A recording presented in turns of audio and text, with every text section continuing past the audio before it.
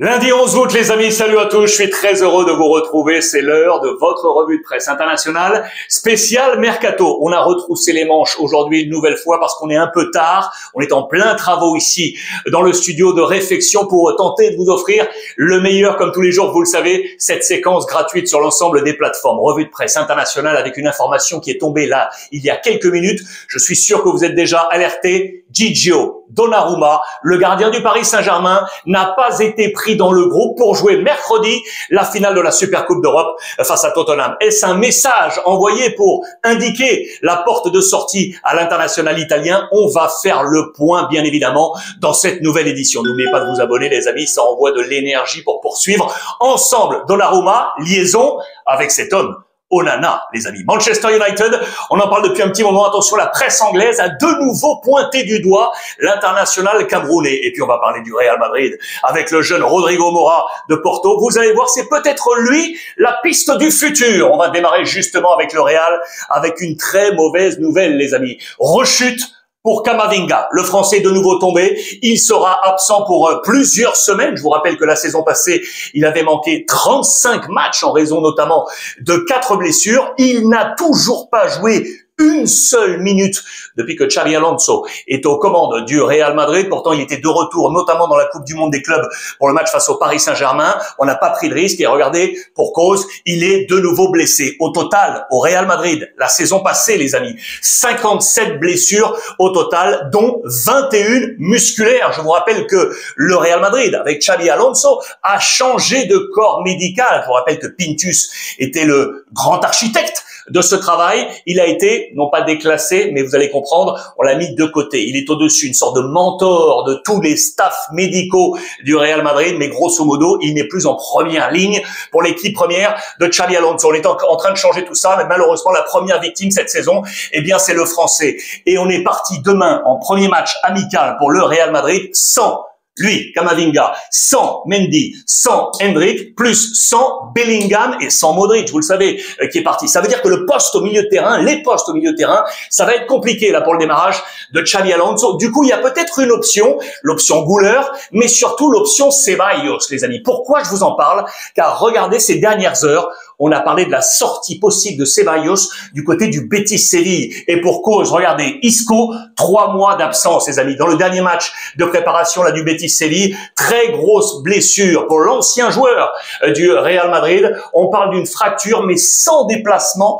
du péroné gauche. Et du coup, eh bien, le Betis Séville serait, regardez, sur la piste de Ceballos pour le faire venir du côté du Betis. Mais maintenant, avec toutes ces blessures, pas certain que Xabi Alonso le laisse sortir. Affaire à suivre. Rodrigo Mora, on y vient. C'est la presse portugaise qui nous en parle ce matin avec le Correio da Manhã. Hier, je vous avais dit que Vitinha semblait être une piste possible pour le Real Madrid après la Coupe du Monde 2026. Que Porto avait déjà préparé l'après. Je vous rappelle qu'en situation actuellement, Rodrigo Mora est au club et qu'on a fait venir Gabri Veiga, joueur très intéressant, l'Espagnol, formé au Celta Vigo, qui était à Al Ahly, acheté pour 15 millions d'euros parmi les arrivées de Porto. On est allé le chercher parce qu'on savait que lui allait sortir. On s'est dit qu'il allait sortir du côté du Paris Saint-Germain et que du coup Vitinha allait filer au Real Madrid. Eh bien non, regardez, la presse portugaise nous dit que le Real va tout de suite aller à la source pour aller chercher de la jeunesse. Ça, c'est la stratégie, vous le savez, du Real Madrid. Et on nous parle de 70 millions d'euros. Pensez-vous que le petit Rodrigo Mora quitterait donc Porto pour rejoindre le Real Madrid dans ce poste clé en l'absence et orphelin, vous le savez, depuis le départ de Toni Kroos. Ça peut être une affaire. Il est là, Rodrigo Mora, dans ce schéma, et Gabri Veiga est ici dans cet effectif de Porto. Je vous fais une parenthèse d'ailleurs en parlant de Porto parce qu'on démarre ce soir de leur côté le championnat portugais avec le nouveau coach Farioli qui a complètement révolutionné cet effectif. Il appelle bien évidemment à l'ADN Jorge Costa, la figure emblématique du football portugais disparu il y a quelques jours. Il appelle cet ADN pour lancer de plein fer le FC Porto. D'ailleurs, regardez tous les démarrages de Porto sur ce 21e siècle, 25 matchs ici présents, seulement une ici et 2 défaites. Les démarrages sont plutôt bons. En bleu, ce sont les victoires. Et regardez, il y a 1, 2, 3, 4 matchs nuls. Le reste des victoires. On attend une victoire pour démarrer. Porto face à Guimarães. Regardez l'équipe probable avec justement le petit Gabri Veiga qui serait titulaire juste derrière la pointe d'attaque. Référence Samu du côté de Porto. Hier, c'était le Barça Show, les amis. Le Barça s'est lancé dans sa saison, vous le savez, avec des matchs de préparation et notamment le Gamper, le trophée de la maison. C'était face à Com avec une victoire 5-0. Barça Show, regardez le champion en titre, parfaitement lancé. C'était avec en toile de fond la réconciliation, avec le capitaine et le gardien, vous le savez, Ter Stegen, qui a enfin accepté d'envoyer les fameuses données médicales personnelles à la commission médicale de la Liga pour connaître son indisponibilité et faciliter ainsi le fair play financier et le marché des transferts pour Hansi Flick et pour le Barça. Il a eu un message très très fort. Il avait récupéré du coup le brassard et c'est lui qui a lancé le message principal. On était, vous le voyez, dans cette réconciliation. J'ai beaucoup aimé ça dans les colonnes de Mundo Deportivo.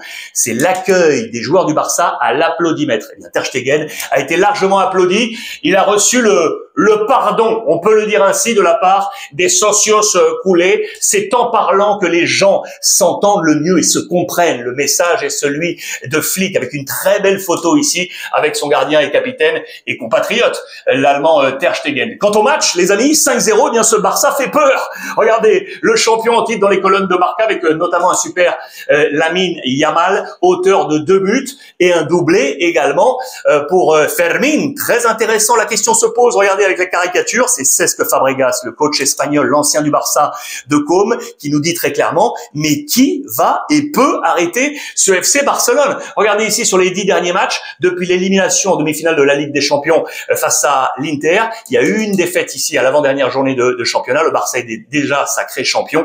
La préparation pour l'instant avec 4 victoires. Regardez le groupe dont dispose Hansi Flick de nouveau. Ça, c'était le groupe au démarrage. Je vous rappelle que Lewandowski était placé en réserve parce que il n'est pas à 100%. On préfère le garder pour l'instant. Voici ce 11. L'information principale, elle était là, bien évidemment, avec Johan Garcia. Les nouveaux étaient présents également. Et je pense notamment à Rashford. Et je pense également à Bargi, arrivé de Copenhague. Je vous laisse regarder ces 11 de départ. Très intéressant. Voici les notes. C'est Fermín qui a été élu MVP avec son doublé. Pour les nouveaux, 6 sur 10 pour Johan Garcia. Un 7 sur 10 comme un référent pour Rashford. 6 sur 10 pour le petit Bargi. Un bon 8 sur 10 pour Hansi Flick quant à sa gestion. 8 sur 10 pour le MVP. Fermín dans ce match. Il me semblait qu'il y avait un autre 8. J'étais en train de le chercher, à moins que je me trompe. Non, il n'y a pas d'autre 8. Si vous le voyez, là, bien évidemment, Lamine Yamal avec l'adjectif signé brillant. Dernière information concernant le Barça. Regardez, je vous montre ça. Le président Laporta avec le président de la Ligue, Javier Tebas, seraient tombés d'accord avec la volonté d'aller jouer la 17e journée, le week-end du 21 décembre, en accord également avec Villarreal, du côté de Miami, les amis, aux États-Unis. La demande a été envoyée au président de la fédération, Rafael Lausanne, qui est ici, et à lui maintenant de l'envoyer direction l'UEFA pour que ce soit éventuellement validé. Match aux US pour ce Villarreal FC Barcelone. Là, on est parti à l'ouest, partons à l'est. Je vous en ai parlé hier, ça, les amis. Kingsley Coman, ça se précise. Regardez, Al Nasser, le joueur et Al Nasser seraient tombés d'accord, et pour cause, entre 20 et 25 millions d'euros la saison. Pour Kingsley Coman, 10 ans passés au Bayern Munich. Maintenant, on attend l'accord entre les deux clubs pour voir éventuellement le Français partir. Je vous rappelle qu'à son poste, Serge Gnabry pour la concurrence et l'arrivée de Luis Diaz. Il y a peut-être quelque chose à jouer là pour Kingsley. Pour partir, regardez quel serait l'hypothétique 11 d'Al Nasser, porté bien évidemment par Cristiano Ronaldo, avec les nouveaux, avec Inigo Martinez, arrivé en défense en provenance du FC Barcelone, avec Kingsley Coman qui serait là, et João Félix, vous le savez, dans cet entrejeu.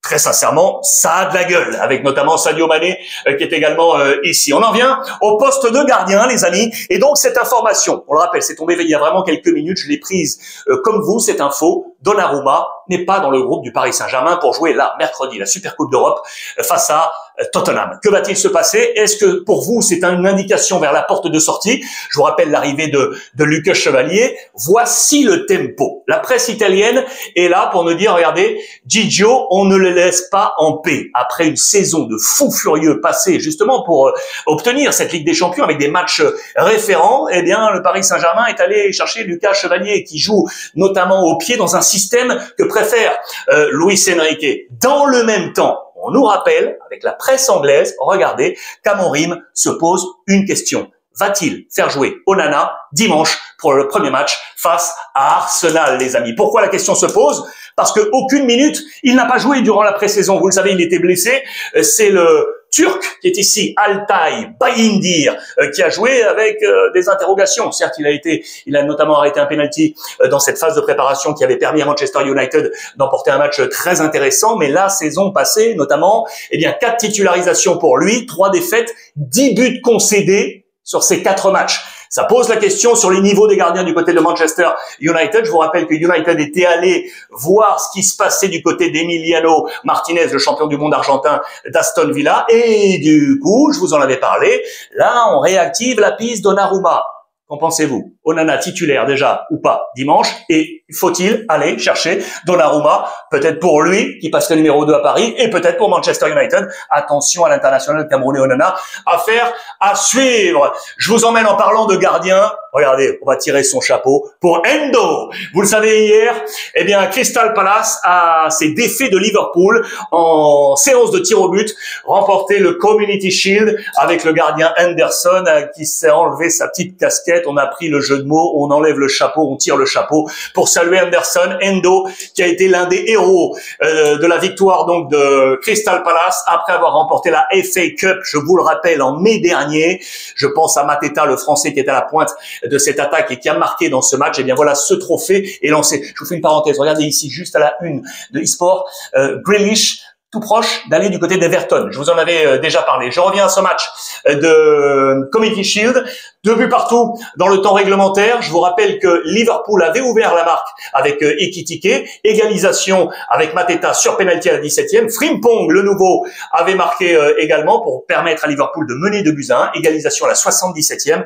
Voici la séance de tir au but. Les 3 pénaux manqués, Salah, McAllister et Elliott. Voici les 2 11 de départ avec 2 Français ici, Lacroix et Mateta, et 2 Français ici avec Konaté et Ekitike. En regardant ce système, les amis, je voulais porter votre regard également sur les 2 offensifs là. Wirtz, le nouveau, et Ekitike. Voici leur position préférentielle dans le schéma dans le slot.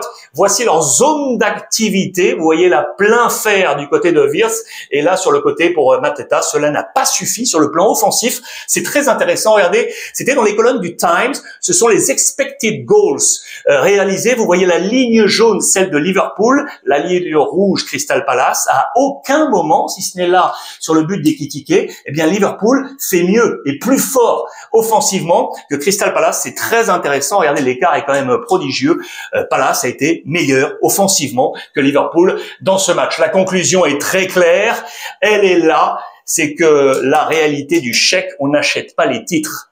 Arne Slot l'avait prévenu. En conférence de presse, il avait dit attention à tout ça. Je vous fais une parenthèse là parce que c'était un mauvais signe. Vous voyez ici Van Dijk, le capitaine de Liverpool, qui a manifesté son large mécontentement avant le match. Une minute de silence, bien évidemment, pour saluer une nouvelle fois la mémoire de Diogo Jota et de son frère, et une bande d'hurluberlus, pour être poli, dans les tribunes se sont permis de siffler ou de faire du bruit sur cette minute de silence.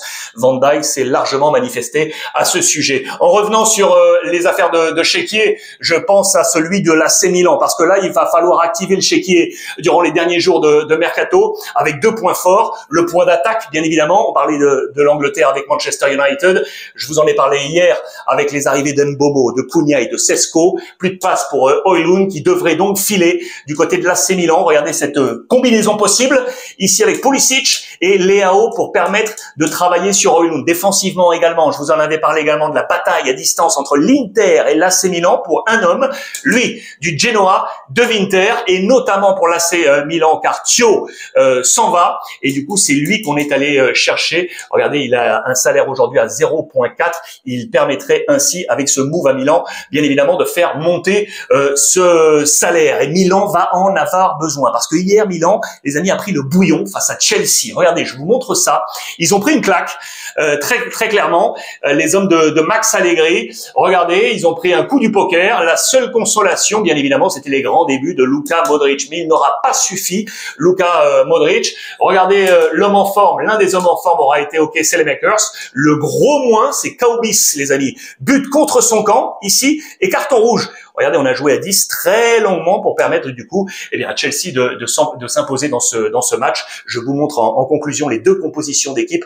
4-1. Très intéressant du côté de Chelsea parce que les nouveaux ont marqué. João Pedro encore et Delap est entré et il marque un doublé. Attention à Chelsea, les amis. Le vainqueur de la Coupe du Monde des clubs face au Paris Saint-Germain. Très intéressant. On est allé chercher de véritables talents. En face, je vous montre ça du côté de l'AC Milan avec les Français Fofana et Mike Maignan qui était bien évidemment titulaire dans les buts. Affaire à suivre. Le dossier Lookman.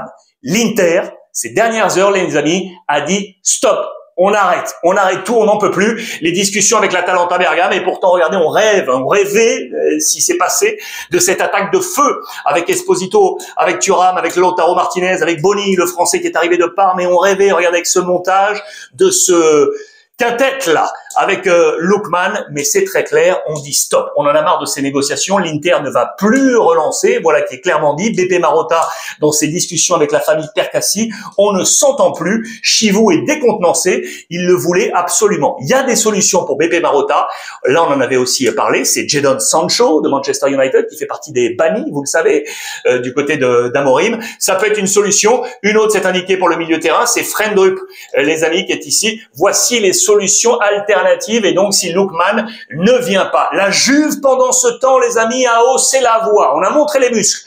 Du côté de la formation, d'Igor Tudor, qui montre un large optimisme. Victoire 2-1 sur la pelouse du Borussia Dortmund. Ça, c'est la Juve avec un doublé de Conceição. Vous savez qu'on avait récupéré et prêté la saison passée par Porto. On a choisi de l'acheter complètement. Très bon choix. Il a été bon dans ce match. On est ici avec, regardez, Cambiasso, pardon pour la confusion, pardon, et donc Conceição.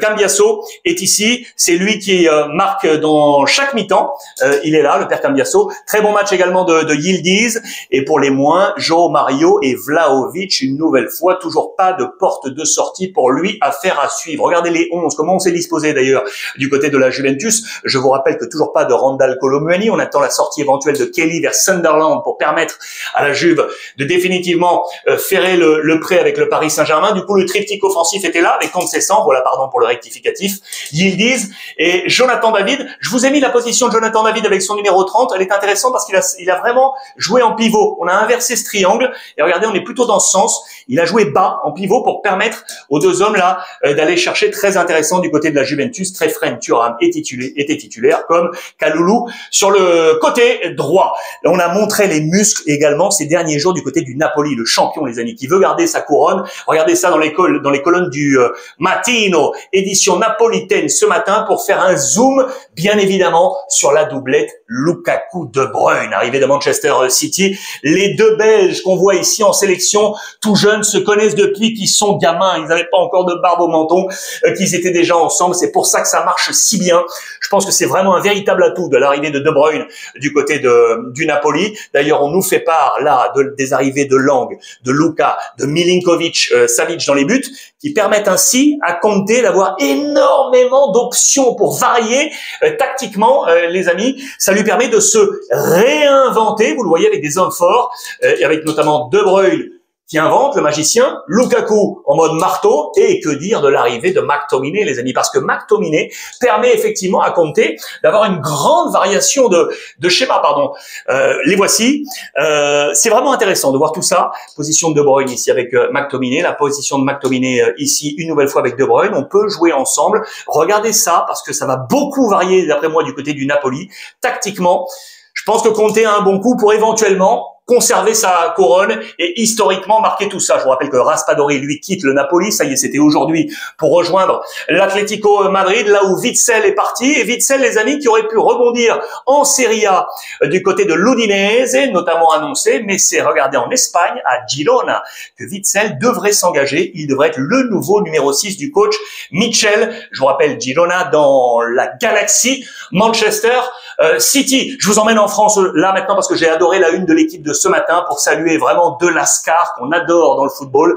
C'est Flo Thauvin, vous le savez, qui a récupéré le maillot lensois, et Olivier Giroud qui a récupéré le maillot lillois. Ça va nous donner des derbys du Nord absolument fabuleux. Puis l'Olympique de Marseille qui, regardez, ça y est fin prêt, victoire 3-1 face à Aston Villa. C'était une vraie répétition générale dans les colonnes de la Provence, avec notamment Oba qui est entré en jeu. 12 minutes après, boum, il marque, il s'offre un doublé. Attention au grand Aubameyang. J'ai aimé notre attitude, nous dit Roberto De Zerbi, et le mot là du centrafricain, monsieur Geoffrey Kondogbia, on va monter en puissance. Voici quel était le 11 de l'Olympique de Marseille, avec la Garra argentine derrière, Rulli, Medina le nouveau, avec Balerdi. Regardez bien ce 11 là sur les 10 derniers matchs, aucune défaite de l'Olympique de Marseille, très intéressant. Et donc l'entrée pour le doublé de Pierre-Emerick Aubameyang, avec un bon match également. Je note les entrées de Neil Maupay ou encore l'autre but signé monsieur Greenwood. Petit zoom juste pour vous montrer que c'était Gouiri, l'Algérien, qui était titulaire. C'est par là que je vais terminer, pour saluer tous les Algériens qui sont avec nous et l'ensemble du continent africain, puisque lui, les Algériens le connaissent, l'international monsieur Mohamed Amoura, qui joue du côté de Wolfsburg, 25 ans, 32 matchs en sélection pour 13 buts. Eh bien, la presse portugaise, les amis, nous annonce que Benfica un œil sur lui pour devenir le nouveau joker offensif de Benfica. Dites-moi les Algériens ce que vous en pensez. Dites-moi si Mohamed Amoura devrait, oui ou non, quitter la Bundesliga et rejoindre Benfica. Affaire à suivre. Voilà pour ce point complet. Les amis, j'espère que cela vous a plu. Échangeons ensemble, et notamment sur le cas de Gigio Donnarumma. Ça m'intéresse d'avoir votre avis. Je vais réceptionner ça et lire ça avec beaucoup de gourmandise. Bonne fin de lundi, on va se retrouver demain, on échange sur les réseaux sociaux. N'oubliez pas, profitez des vôtres.